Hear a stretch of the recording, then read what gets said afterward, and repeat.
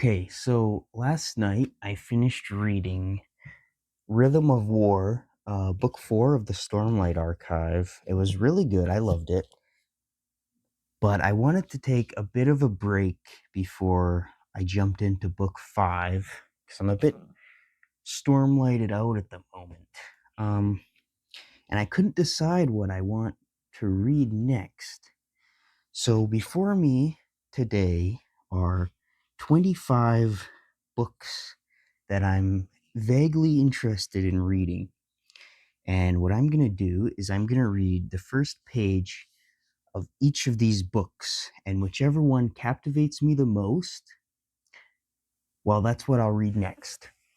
And I just finished this book, Just After Sunset, the short story collection by Stephen King. I finished that earlier today because I normally read 2 books at once, one more like lighter, easier to read, and then one a bit darker, harder to read, whatever I'm in the mood for.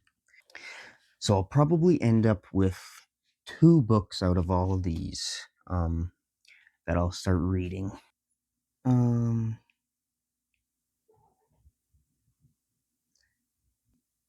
so I've got 4 science fiction books, 11 fantasy books, and 10 books that are like, other, like horror. Um, got some regular fiction in there. I mostly read fantasy and uh, Stephen King, if you can count Stephen King as a genre. So I'll read the first sentence to you guys, and then I'll read the first page on my own. So I'll start with fantasy first because it's got the most books. First up is The Last Wish, which is the first Witcher book. My brother gifted this to me for my birthday a couple years ago, actually. He really likes the Witcher series. I think it's like a short story collection before the main series, but it was the first Witcher book published. Let's see. She came to him toward morning. A bit salacious. Pretty good though. That's a good start. I'll just put that there for now, and then when I start reading the other ones, I'll probably rank them from which ones I like the most to which ones I'm not really that interested in. So next up, I guess I'll read from this pile. We've got The Road by Cormac McCarthy. I've never read a Cormac McCarthy book, but from my understanding, he's pretty popular. No Country for Old Men is one of my favorite movies, actually. So I should like this. This is actually my dad's. I gifted it to him, I think, for one of his birthdays because I heard it was a father-son story, so.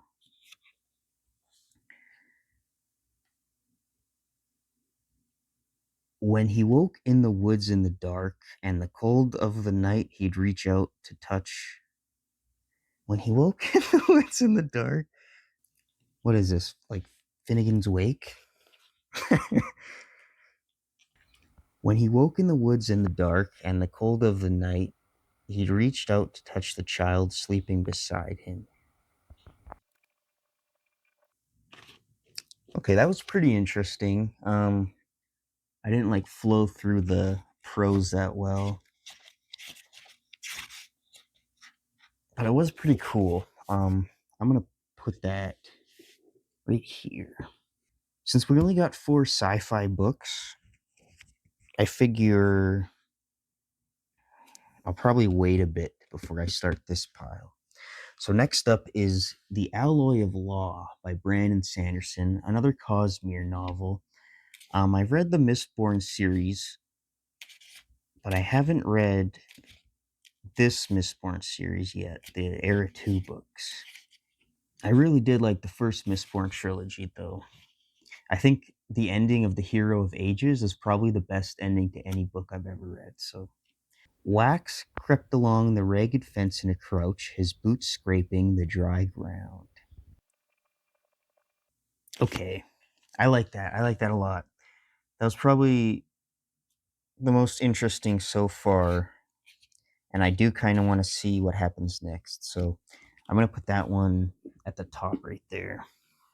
Next up, we've got World War Z, An Oral History of the Zombie War by Max Brooks.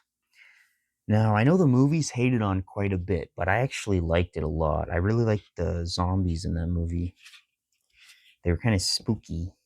It goes by many names: The Crisis, The Dark Years, The Walking Plague, as well as newer and more hip titles such as World War Z or Z War 1.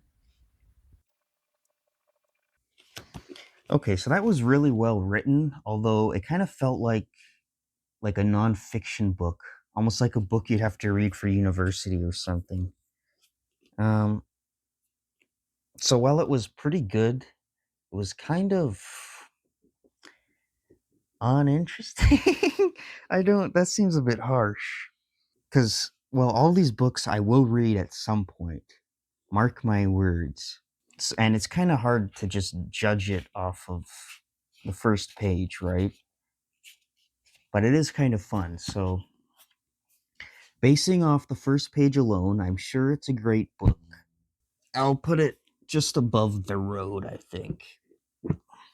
So next up, we've got The Trials of Apollo by Rick Riordan. Now, I've read the Percy Jackson series and The Heroes of Olympus, and I really liked it a lot. It's actually like one of the first book series I've ever read in my life. I first read Percy Jackson when I was, gosh, like 9 years old. And it is kind of cheating, because I've actually read the first like 100 pages of this book, and I didn't like lose interest, but I just wasn't really in like a reading mood. I just wasn't crazy about the premise, which is the Greek god Apollo is basically turned into a teenage demigod. You know, classic YA stuff. But my brother has read this series and he speaks pretty highly of it, so. My name is Apollo. I used to be a god.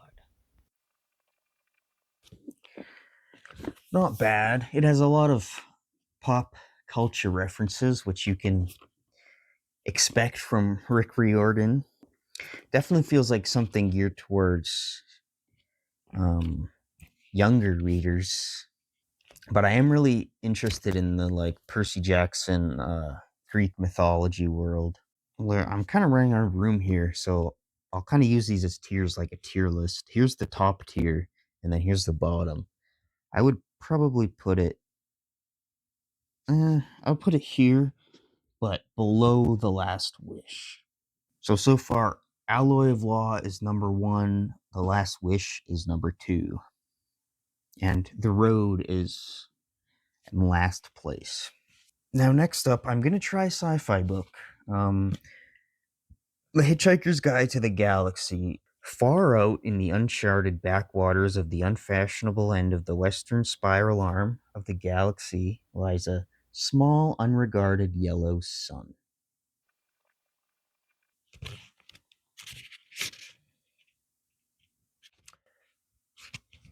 I almost cheated. I almost read the second page. It was pretty interesting. Um, yeah, I like that a lot. It was pretty funny. I didn't outright laugh, but I did, I nose exhaled, so that kind of counts. I really like that writing, actually.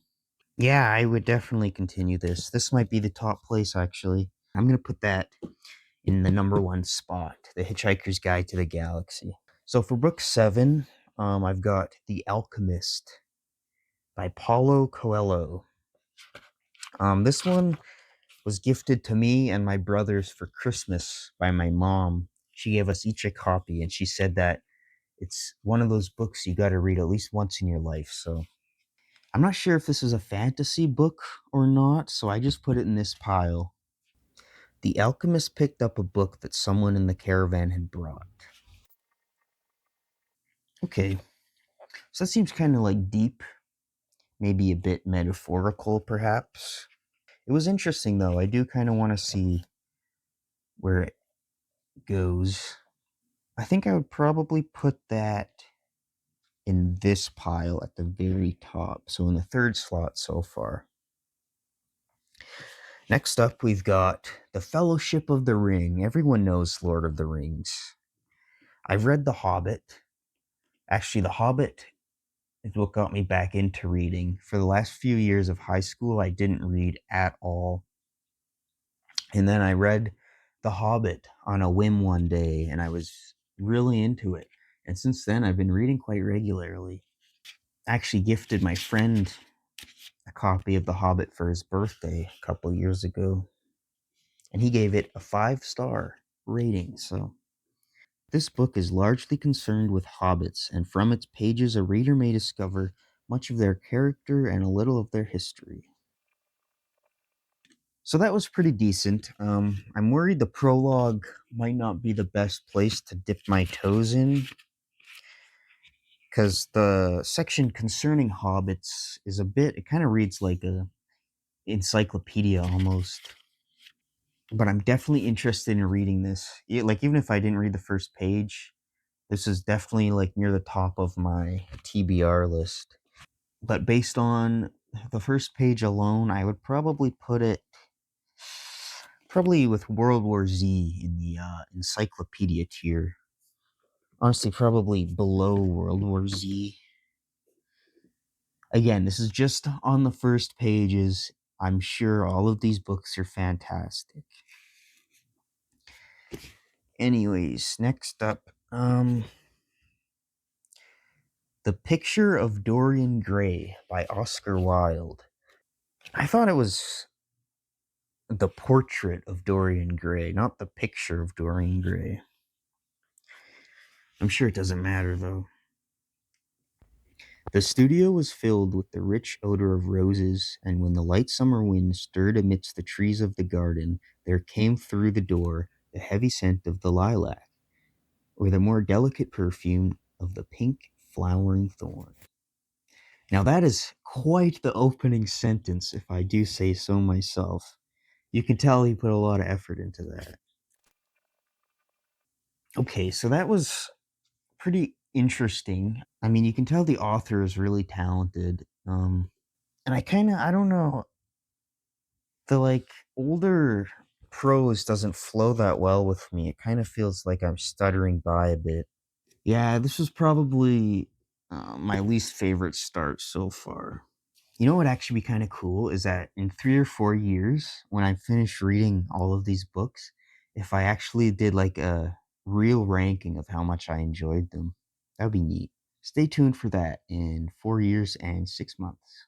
Anyways, next up, I'll do The Poppy War by R.F. Kuang. I've heard a lot of good things about this author, and I'm really interested in The Poppy War specifically because I heard it's based on like it's like Chinese fantasy or something like that, and that's just really cool to me because I'm mostly used to reading medieval style fantasy and Brandon Sanderson. Those are like the two fantasy genres I read.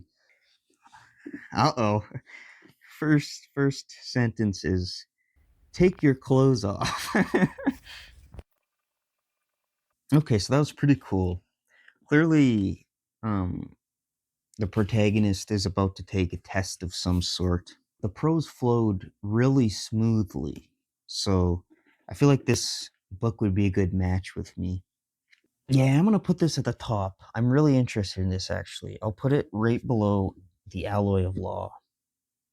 I'll do another sci-fi book next. So we've got the second Brandon Sanderson book of today, which is Starsight, book 2 of the Skyward series. I read book 1 like 3 years ago or something like that, and I loved it. I really loved Skyward. This is like a YA sci-fi uh, series. It's not connected to the Cosmere at all. I slammed on my overburn and boosted my starship through the middle of a chaotic mess of destructive blasts and explosions. So that's quite the action-packed start. The main character is clearly in some sort of space battle. I'll put it below the Alchemist, but above the Last Wish. So next up, we've got Joe Abercrombie's Best Served Cold. Now, they're making this into a movie from what I hear, which is pretty interesting. I've read the first Law trilogy, and it's probably one of my favorite series ever. It might even be my favorite series.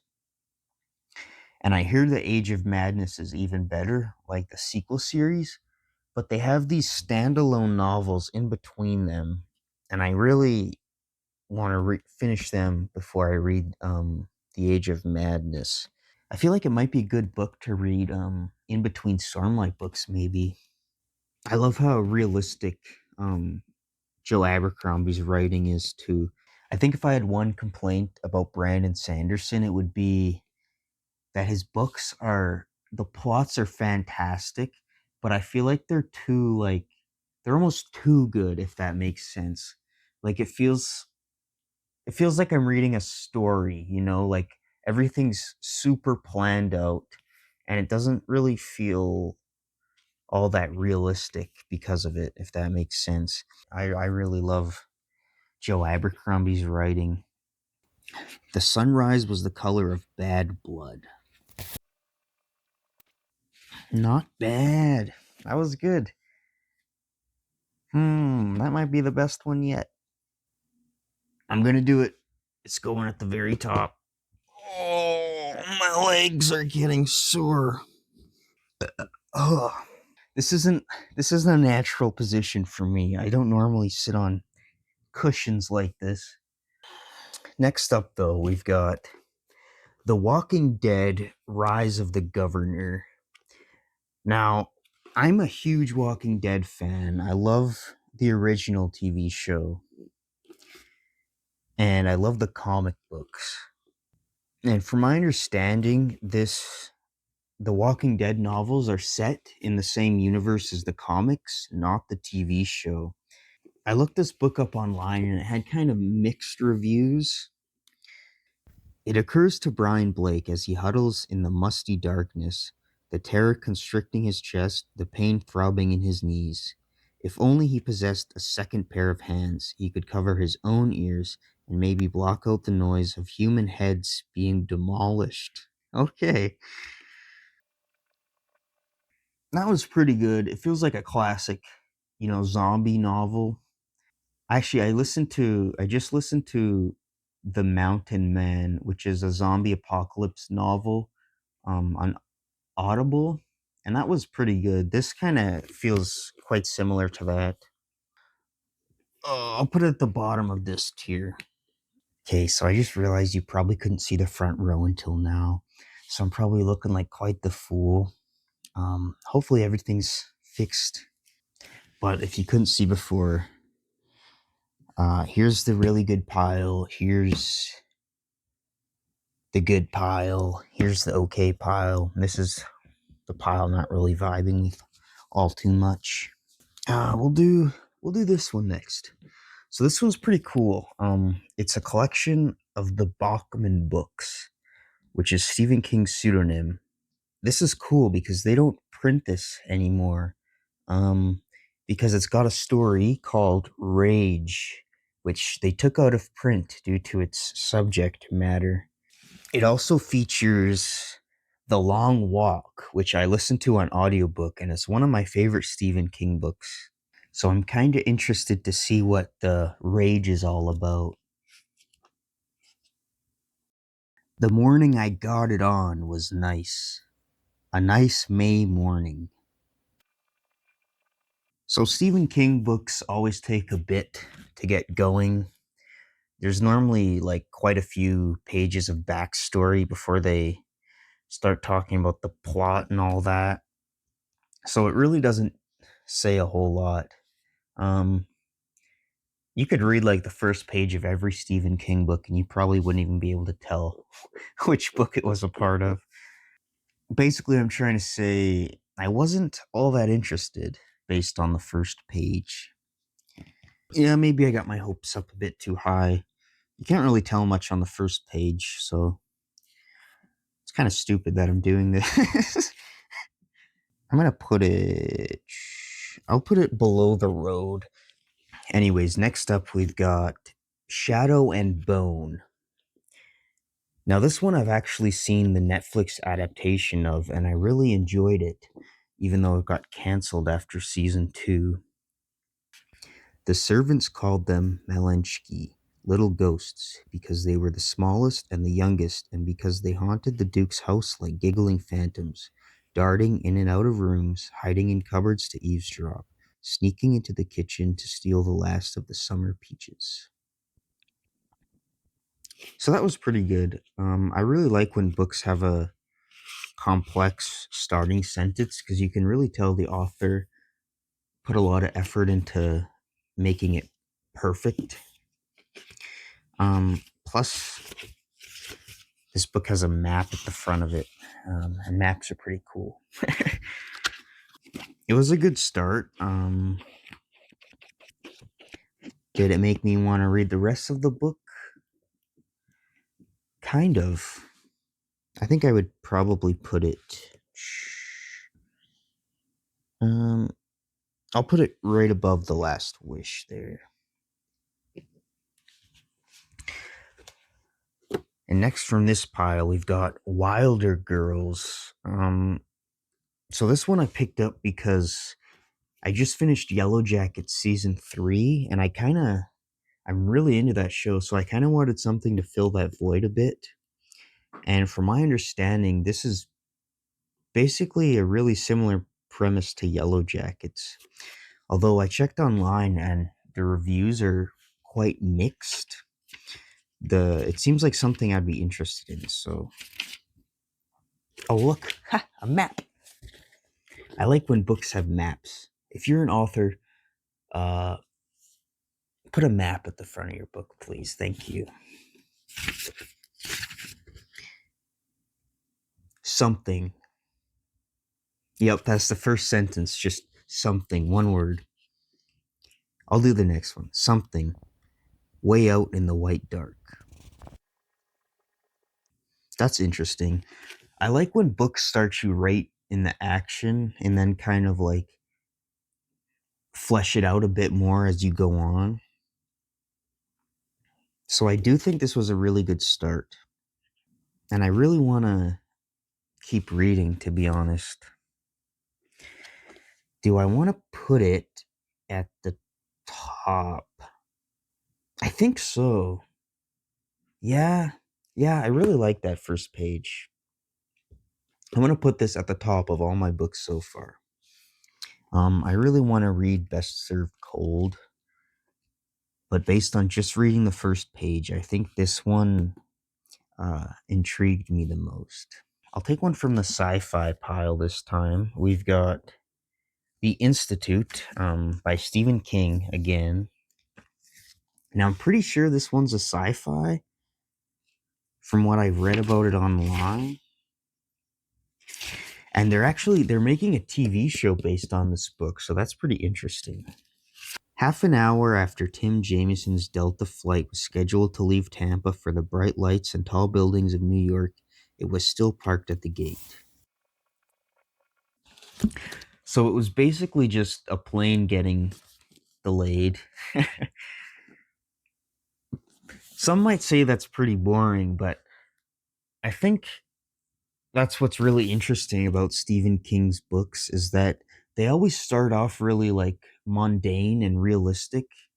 Like it kind of introduces you to realistic settings and characters and fleshes them out quite a bit so that when something like absurd or supernatural does happen, it makes it that much more impactful because you're kind of used to like the regular realism.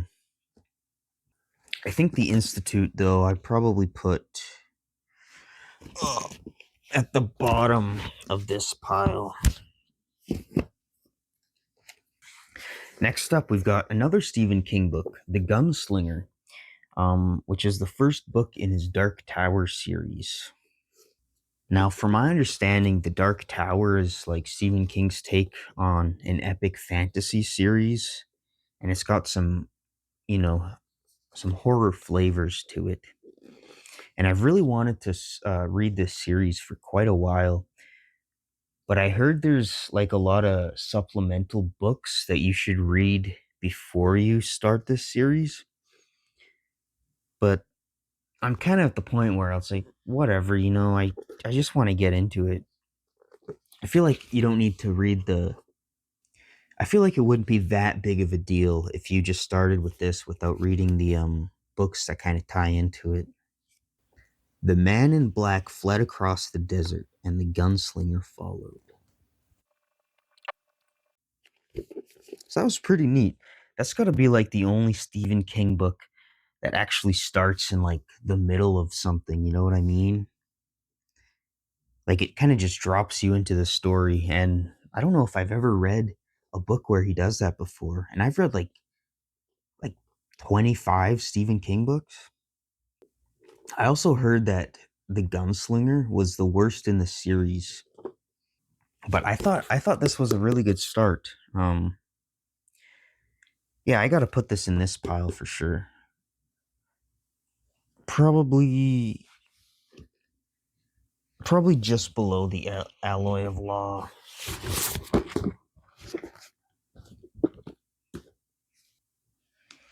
Next up, we've got Beartown by Frederick Bachman. Another Bachman book, if you will. So I've heard great things about this series and Frederick Bachman as a whole. So I'm really interested into seeing what it's all about. And I don't think I've ever read a book series that wasn't fantasy or sci-fi, unless you count Tom Sawyer and Huckleberry Finn. Late one evening toward the end of March, a teenager picked up a double barrel shotgun, walked into the forest, put the gun to someone else's forehead, and pulled the trigger. This is the story of how we got there. That's the whole first page, just those two short paragraphs. Now, that's how you start a book. That was a really interesting start. That was like he knew some people would just read the first page, some crazy people, and base their interest on the whole novel on the first page alone. Who would do that? But he took that as a personal challenge to write the most interesting first page possible.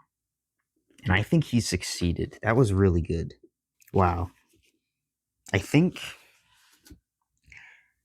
I gotta put this in the number one spot. Now, this is a trilogy of books. So it would kind of be annoying. It would be good, but annoying at the same time if I got really invested in this series and had to read all three books before anything else. We'll see what happens. Next up, we've got The Wonderful Wizard of Oz by L. Frank Baum. Now, I've actually never seen the Wizard of Oz movie before. I did watch Wicked not too long ago, though.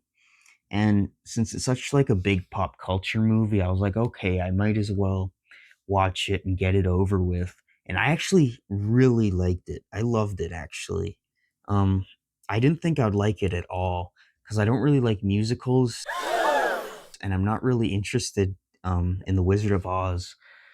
Dorothy lived in the midst of the great Kansas prairies with Uncle Henry, who was a farmer, and Aunt Em, who was the farmer's wife.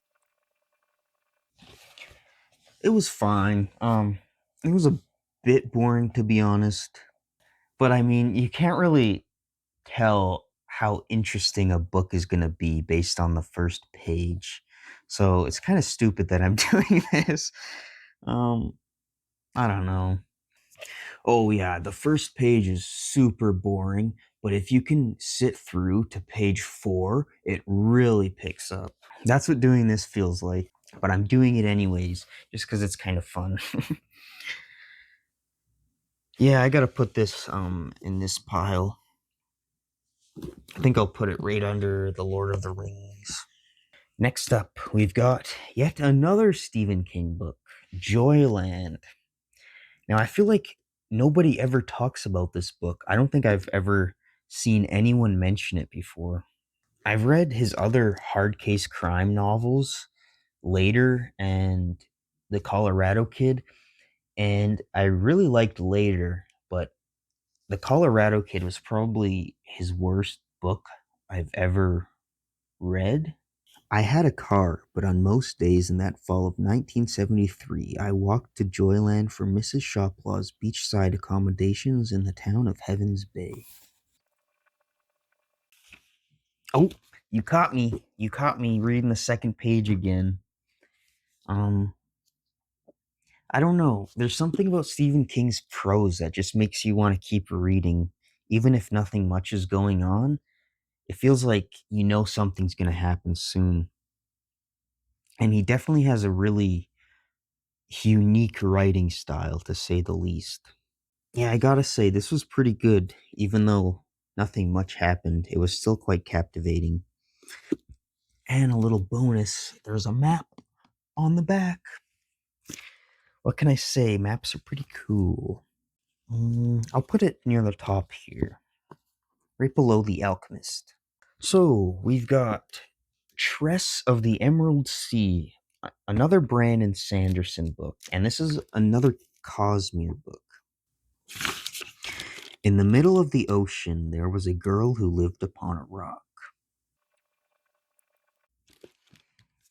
So that was pretty good. Brandon Sanderson is always quite witty with his writing, though his jokes don't always land. Sometimes it feels a bit like Marvel writing his comedy, where someone will be like, that just happened. That kind of feel. But more often than not, his jokes do land. After reading this, though, it did kind of make me feel like I do need a bit of a break from Brandon Sanderson. Not that it was bad. I actually did enjoy the first page, but it's just I just finished Rhythm of War, and then before that I read Yumi and the Nightmare Painter, and before that Arcanum Unbound, and then Oathbringer before that. I'm just feeling kind of Sandersoned out right now. So I do think I need a bit of a break before I read another one of his books, and definitely before I read another one of his Cosmere books. Based on the first page alone, though, I would probably put it probably right above The Witcher. So we've got three books left, one from each genre. With our last sci-fi book, we have Leviathan Wakes, which is the first Expanse book. And I really want to read this series because the Expanse TV show is one of my favorite TV shows of all time. And I think from what I've read online, it ends after the sixth book. So books 7, 8, and 9 are uncharted territory for me. So I really want to see what happens in those books. The scopuli had been taken 8 days ago, and Julie Mal was finally ready to be shot. Oh dear. I mean, how do you base your interest in a 9-book series based off the first page? But if I were to, I would probably put it. I'm going to put it at the top here. I'm going to put it, oh shoot, right above The Alchemist. Next up, our last from the other pile, we've got another Stephen King book, Misery. Now, this one I'm hesitant on because I've seen the movie already, and although I really liked it, I kind of feel like I know every plot beat, unless it's like that much different from the novel, which I don't think it would be. But This does seem like a classic Stephen King book that every one of his fans should read at some point. So here we are. Okay, this is a weird first sentence. Umber one, yearn, umber one, Fayoon. Sounds like I'm chanting in Latin or something. I think it's supposed to be like he's like unconscious or drifting off or something, muttering that. But it's definitely a unique way to start your book.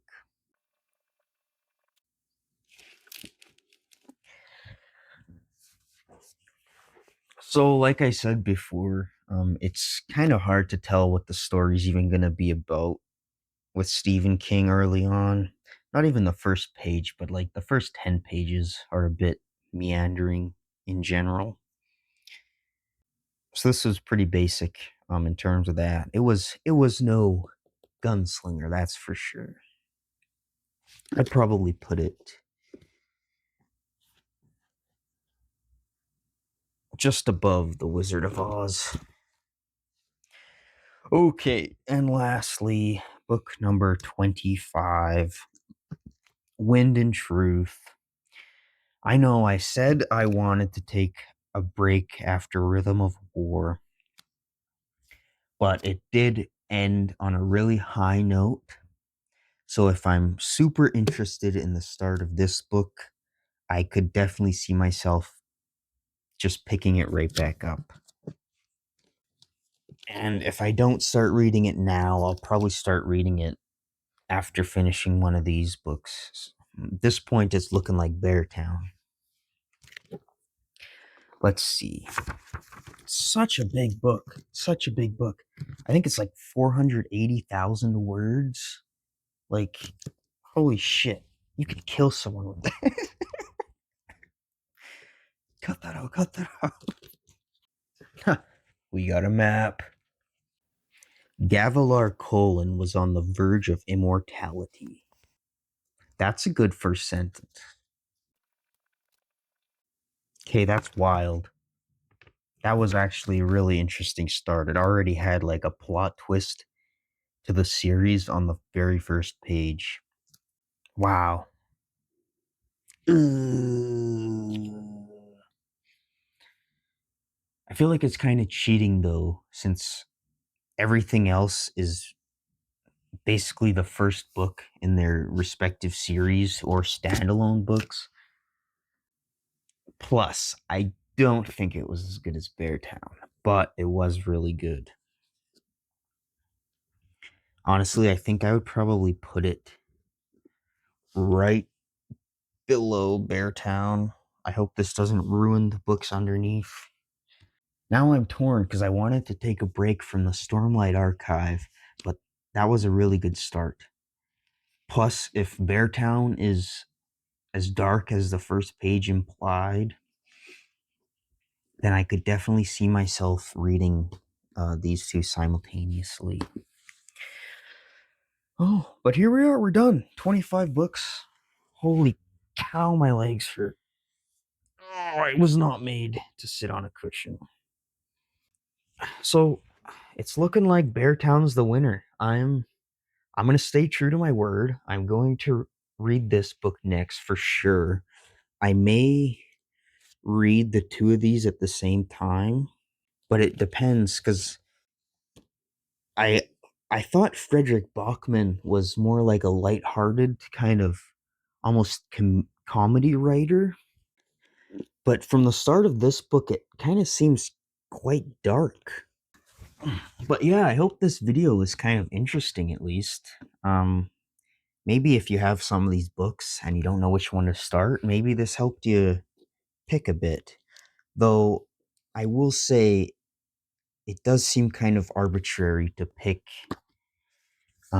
what book you'll read next based on the first page.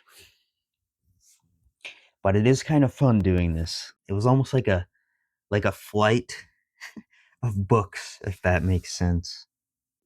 Will I do this again? No. But it was definitely neat to try out.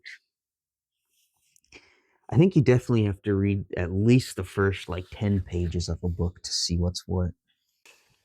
I do hope you enjoyed watching the video, though. This was kind of my first little foray into booktube. I do read quite a bit, but not nearly as much as some other, like, book YouTubers do. They seem to be slinging back 2 books a week, whereas I'm more in, like, the 2 books a month kind of range. Thanks for watching.